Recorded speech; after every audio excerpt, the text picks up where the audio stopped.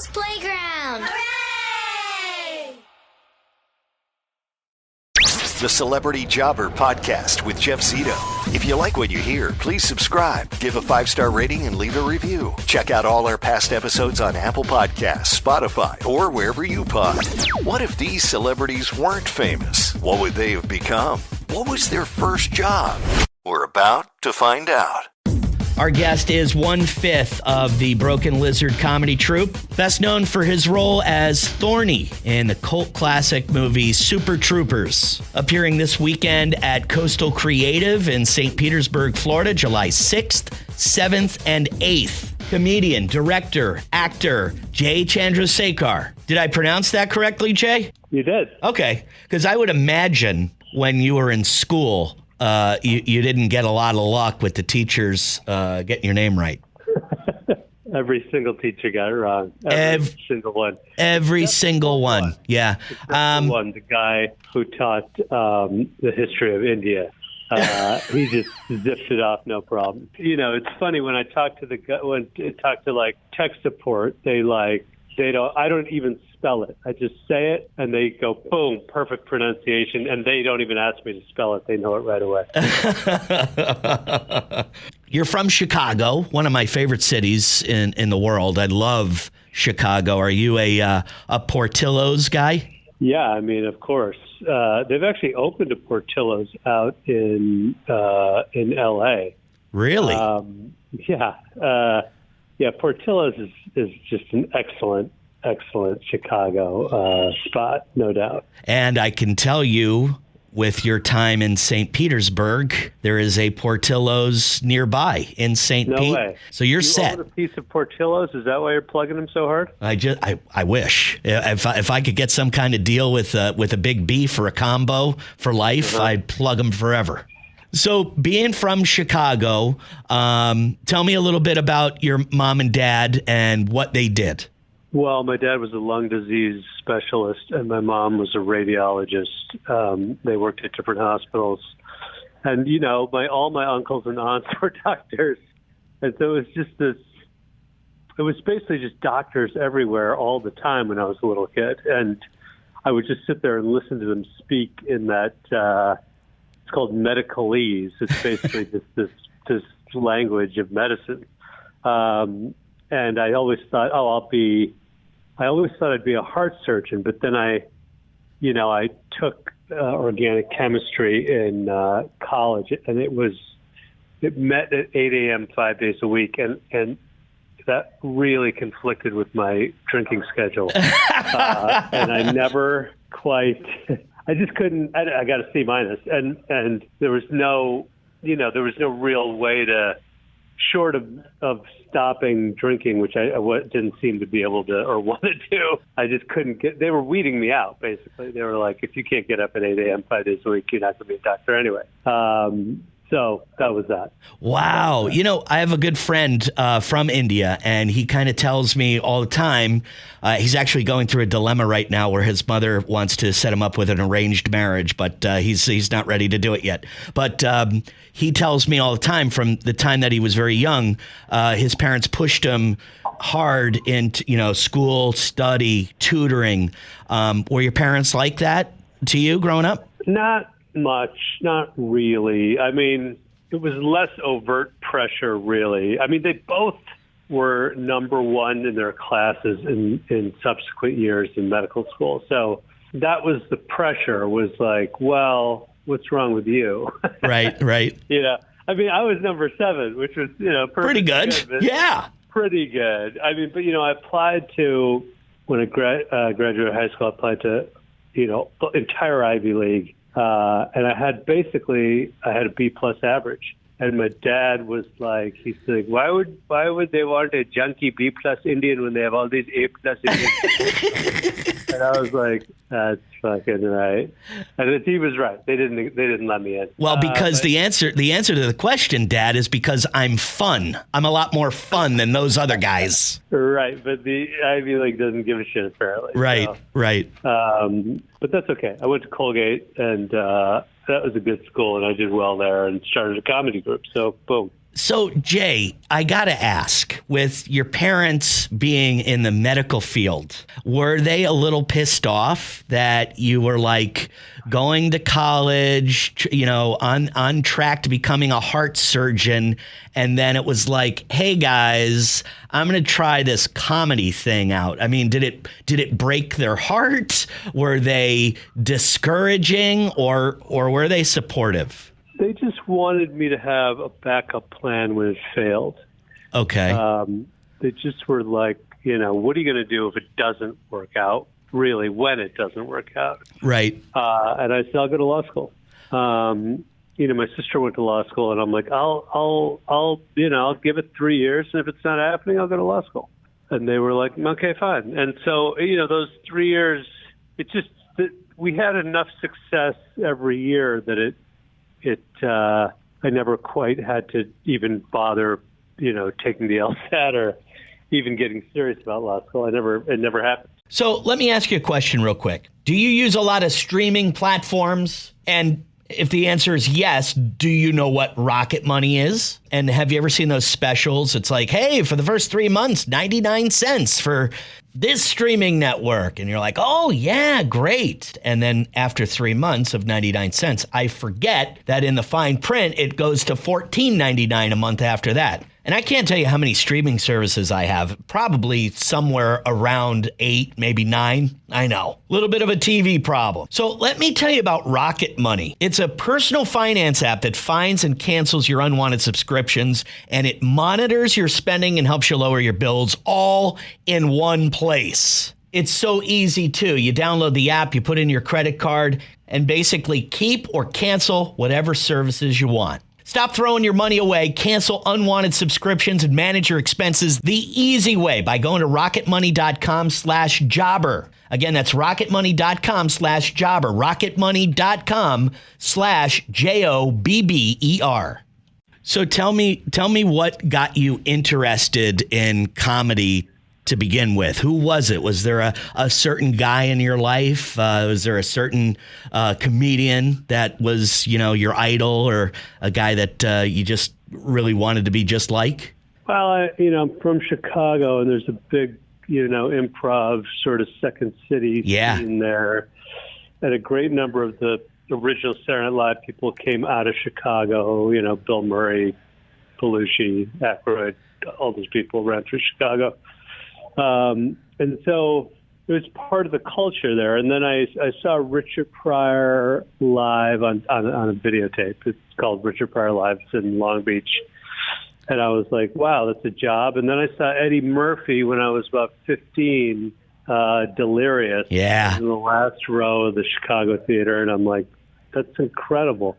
And I just sort of, I was a Monty Python fan and a Steve Martin fan. And I got a lot of laughs with my friends, and I started acting in plays in high school, and I did that in college. And it just sort of felt like the right thing to try, even though there were really no Indians in show business. Ben Kingsley was the only one. He played Gandhi. Yeah, he wasn't a very funny man, right? No, and the way Gandhi ended, they weren't going to make a sequel to that one. So it was. When they wanted Indians in movies, they hired, they put a white guy in brownface. And I was like, huh. I mean, so it was even higher. The odds were even more stacked against me because even when they wanted an Indian, they didn't use one. So I figured I'd have to make my own way, kind of. I figured the only way I'm going to get in there is if I write my own scripts.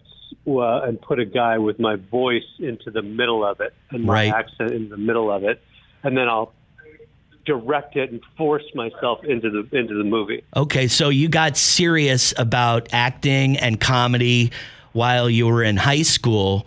So tell me a little bit about how you formed and quote unquote, met the guys from Broken Lizard.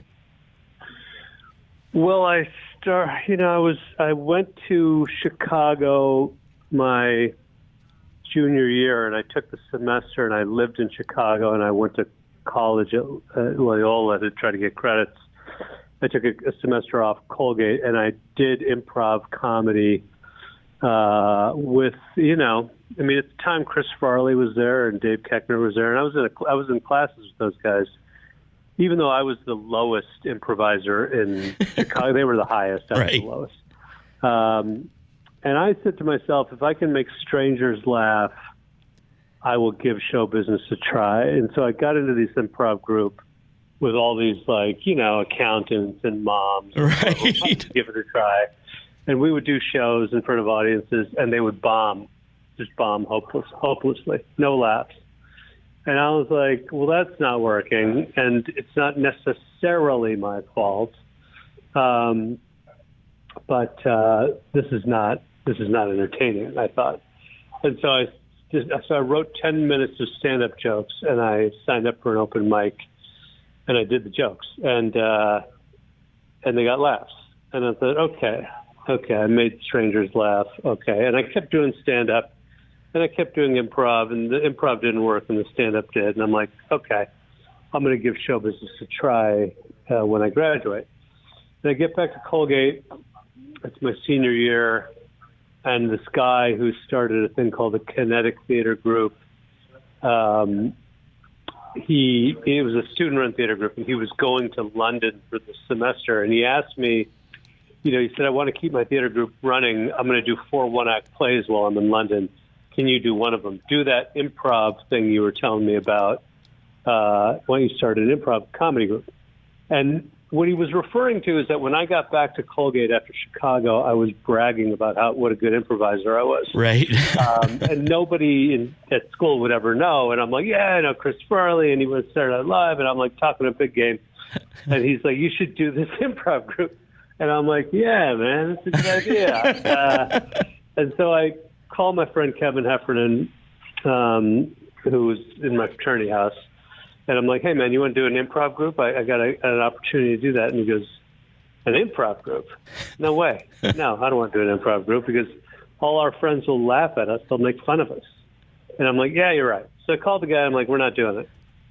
And he goes, oh, okay. And so then over the summer, I'm like, I go to the Grateful Dead. I go to 4 shows. I drop a little acid. I feel a little soft brain. And he calls me again, and he goes, hey, man, I really need you to do that improv group. I'm going to London. I need 4 one-act plays. I got 3, you're the 4th. And I'm like, yeah, let me call Heffernan. So I call Kevin, and he's a dishwasher in Nantucket. And I'm like, hey, pal, we're going to do that improv show. And he goes, I already said we're not doing it. I'm not doing it. No fucking way. And I'm like, yeah, you're right. So I call the guy. I'm like, we're not doing it. And then now it's senior year. I'm in like my fraternity house, and the payphone rings, and one of the pledges is like, hey, it's this guy calling from London. And I'm like, oh, man. And I get on the phone. He goes, it's a done deal. You're doing the improv group. It's a done deal. Wow. And I'm like, all right. And so I go up to Heffernan's room, and I'm like, it's a done deal. We're doing the improv group. And he goes, fine, fuck it. And so that's when we started. And so we started doing improv. I put together a group of like the 8 funniest people I knew at Colgate. Right. Forced some of them to do it. And we started doing these improv games, and it was hard to say. Like, I was the worst improviser in Chicago teaching all these Colgate kids how to do improv. And it was unclear. Like, there was no audience there in our practices to laugh or not. And we were like, is this funny? Is this funny? We don't know. And finally, I'm like, you know what? We're going to stop this. We're going to turn into a sketch group. We're going to do what Saturday Night Live did. Right. Those guys, I said, we're writers. We write history in English papers all the time. We can write sketches. And so we switched and became a sketch group. And there was one of the kids I'd hired was an LA guy. And he goes, why don't we make short films too? I can direct them. And this guy, his name is Ted Griffin. He's written like Ocean's 13 and all wow. the other movies. And he directed 2 really well-made little shorts. And I was like, wow, that's kind of cool. And so it was a combination of those sketches and those short films that sort of informed what we eventually became, which was like we were trying to become Monty Python. It's crazy though, Jay, like this, telling me this story, it almost sounds like this wasn't, this wasn't going to happen. It was like a force of nature that made this happen. Now, we're not going to do it. You asked Hefferman, hey, let's do this sketch group. No, he doesn't want to do it. And it just seems like the more people said no, your guy in London kept calling and saying, you're going to do this. It just like willed it upon you. I mean, I shouldn't even know who Farva is. And shouldn't even know what a liter of cola is. But right. I do, and it's crazy. A miracle. It's a miracle. And the guy, his name's Jonathan Glasser. The last big show he wrote for was Succession. He's a real writer. Yeah, he's working. He's doing well. So it's I owe him everything. That's awesome. Tell me what you think. Okay, so we talked about how Broken Lizard was formed.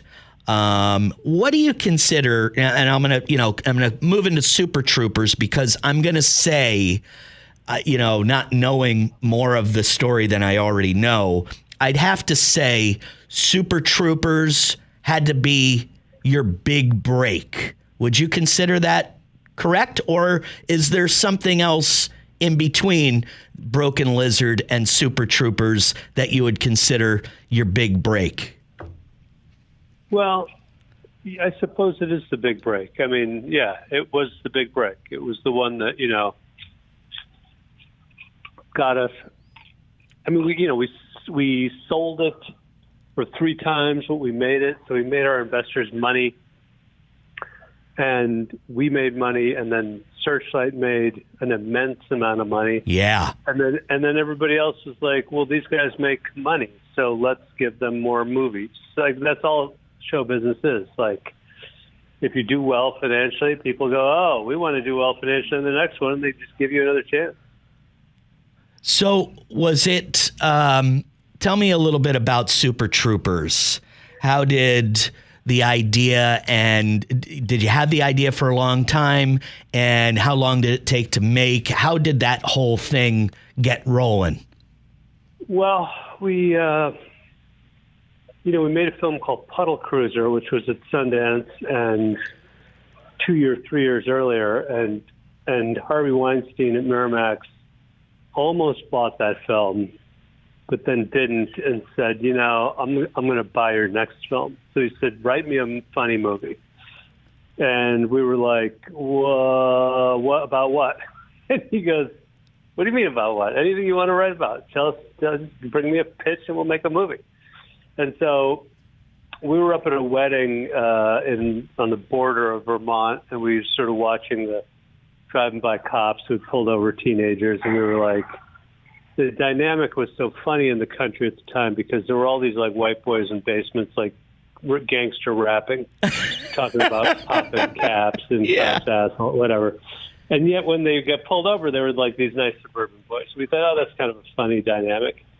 So let's make a movie about the Vermont Highway Patrol that has nothing to do, because there's no crime. They just fuck with kids. Right. And fuck with people. And so that was sort of the origin of it. And we took that to Miramax, and they're like, sounds good. And so we wrote it. And, Harvey eventually read it and was like, I'm terrible with comedy. I never know what's funny. I never know. He goes, so I'm not going to make your movie, but I am going to let you take it out of here and make it with somebody else, which I don't have to do. But I'm going to do that. Wow. Well, that was pretty cool. Yeah, I mean, he was a monster, and he was a rapist and all that. But he also... Yeah, well, there is that. Yeah, I know. He also was a skilled producer. Right. And he also is the reason Super Troopers exists. Right. And so we took it around. We couldn't get anyone to do it. None of the studio... I mean, Clooney jumped on to exec produce, and he couldn't get the money, and Danny DeVito jumped on, he couldn't get the money. Eventually we found a single investor. He was a father of a friend of mine who wanted to get into the film business. He read it, and he goes, I'll give you $1.2 million to make it. And we were like, $1.2 million? Wow. I mean, that was 6 times as much as our first film cost. Wow, okay. So we were like, yeah, we'll do it. And we made it. and went to Sundance, went back to Sundance, and then sold it to Fox Searchlight. And they bought it for like 3.5, and then they made about 20 theatrically, and about at this point over 120 million on home video. Oh my God! So it's just, such a cult classic. I just watched it again the other night. It doesn't matter if it's on TV, what time it's on TV. If it's on, I'm stopping, I'm watching it. And it's become such a cult classic. My big question is, after the huge success of Super Troopers, how come it took almost 20 years to make a sequel? Was it your choice? Was it funding? Because I do know for a minute there was like a crowdfunding type of situation going on where you were trying to make the movie and raise the money to make it yourself. Why weren't people jumping to make a Super Troopers 2?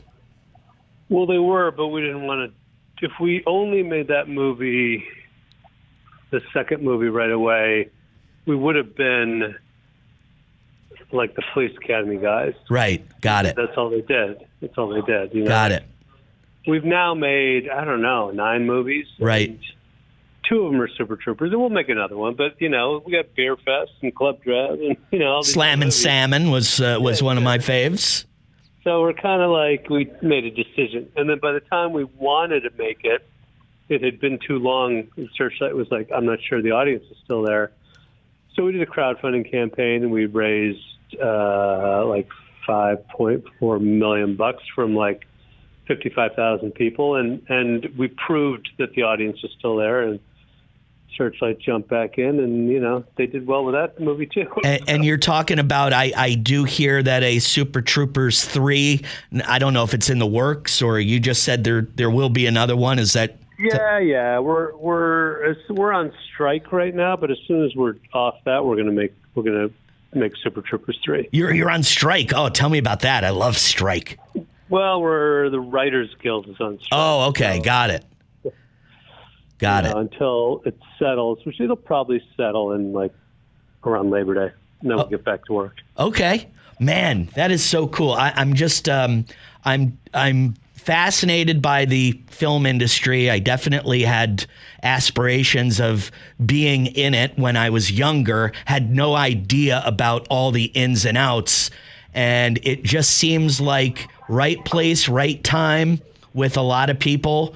And, little by little, you meet the right people and you figure it out. Yeah, that's about right. So back to, tell me, I didn't ask you this, Jay. Your first job, what was it? I was an ice cream man for the Good Humor Company. So, really? Yeah, I drove around a big metal truck and sold ice cream. So your first job, you were. I was 18, and I got a truck and did it in the summer, and just kind of. Do you know who you have? You have that in common with a billionaire. Do you know who that is?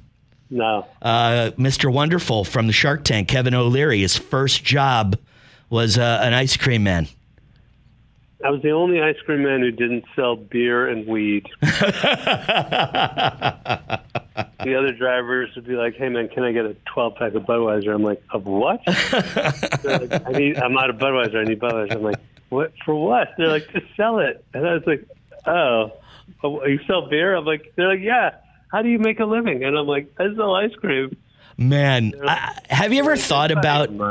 Have you ever thought about, because I know you would definitely not have been an ice cream man if things didn't work out for you. You're a lot smarter than that, Jay. But have you ever thought about, because, you're telling me this story, and to me, like I said earlier, it seems like it shouldn't have happened. Everything was kind of like stacked against you to where, nobody wanted to get involved with your sketch comedy group or your improv group. It just seemed like the cards were stacked against you. Do you ever think about if Broken Lizard and Super Troopers never happened, you ever think that maybe you'd be, defending some scumbag, that was smoking crack in a library? Or you ever think about what you might be doing today? Would you probably been? It's funny. I never thought about it. Really? It never occurred to me. I guess it just never occurs to me. It doesn't have to. Obviously, it should, but it doesn't. I just haven't thought about it. But you're right. I guess I'd be a lawyer of some sort. I'm sure I would have. It's just kind of funny that it's like sometimes it's a series of events that happens to a guy that gets him on everybody's radar, gets him famous, becomes who they are. But, if that break never occurred, you'd be, you could have been just a regular ham and egger like me. Sure. Yeah. That's kind of, I just find that like really interesting. Right place, right time. This big thing happens. If right place, right time, the big thing never happened, who knows? Sure. Tell me about stand-up. Has stand-up always been something you love to do? Do you do it all the time? Is this a return to stand-up? Do you I've been doing stand-up since I was 19. It's a great way to control the method of delivery because it's just, with films, there are a lot of people you got to raise money from and talk to and convince and cajole. And with stand-up, you just walk out there with your mic and you just tell the story. Right. And if you think it's funny, you can prove it by doing it. Right.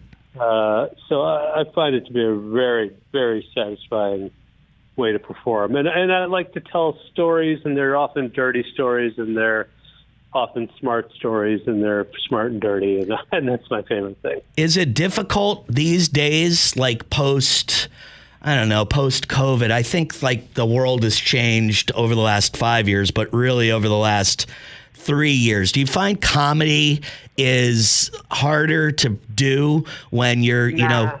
I don't really worry about that.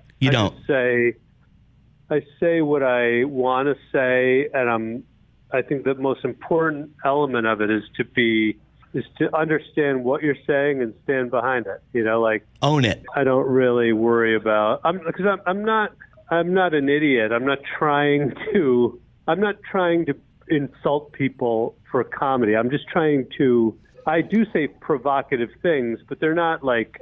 I don't think I end up really coming after anybody in particular. Jay, thanks so much. It was great talking to you, and I really appreciate your time. Thank you. I appreciate it. Bye now.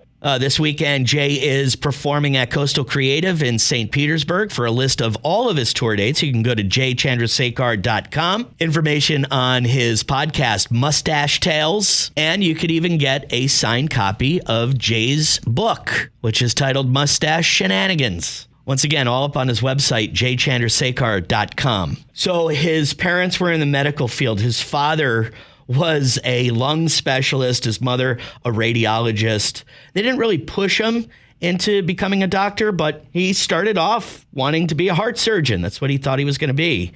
And then comedy seeped in, and he began loving that while he was in high school. I kind of figured, with Indian parents focusing really on education and becoming a doctor, that is part of their culture, that they would maybe not be supportive to Jay for his choice of wanting to abandon medical school. They just, they wanted him to have a backup plan if his comedy career didn't work out. And his backup plan was to become a lawyer. He said he has some sisters and a lot of other family members that are lawyers. It didn't have to happen, though. Of course, Broken Lizard comedy troupe kind of took off with the success of the movie Super Troopers. That was his big break. Undeniable. And I did kind of find it interesting that Jay's first job was the same first job as the billionaire investor Kevin O'Leary, Mr. Wonderful from the Shark Tank. Ice Cream Man. How do you like that? Jay Chandrasekhar, if not for the movie Super Troopers, might have been a lawyer. Not a real bad backup plan, though, is it? As always, thanks for listening to the Celebrity Jobber Podcast. If you like what you heard, please give us a 5-star rating and leave a review. For all past episodes, you can check out celebrityjobber.com. Please follow us on Instagram at Celebrity Jobber Podcast. And you can stream us on Apple Podcasts, Spotify, or wherever you pod. Another episode of the Celebrity Jobber Podcast is in the books. Thanks again for listening. Until next week, I'm Jeff Zito. The podcast playground. Hooray!